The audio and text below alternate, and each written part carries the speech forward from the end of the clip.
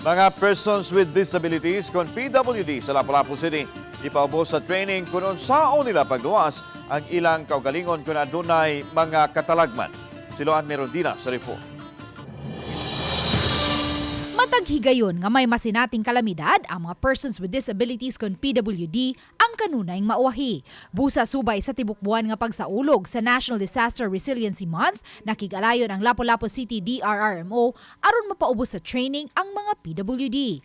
Gitunong kini sa pagtimaan sa National Disability Rights Week karong semanaha.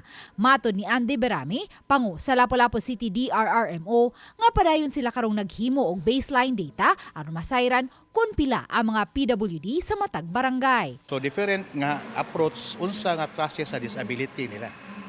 No, so triningon sila unsaon nila pag basic kayo during earthquake, sunog unsaon nila pag luwas sa ilang kaugalingon. Ang mga PWD sa mga gagmayng isla sama sa isla sa Panganan nga may 64 ka mga PWD ang target sa mong proyekto nga mauna sa training. Niadtong Hunyo 18, gipaubos sila sa basic first aid and basic life support. Ug pagka Hunyo 28, gipaubos sila sa fire drill. Usa sa kalipay pod nako kay sa Isla manggod ma'am kay duol pod big mga disaster kami gid ang pinakaluoy, and then gipaapil na lang po na train ang mga senior citizens. Ang Lapu-Lapu City DRRMO pa lang ang labing unang nakapahigayon ni ining maong inisyatiba sa tibok Rehiyon 7.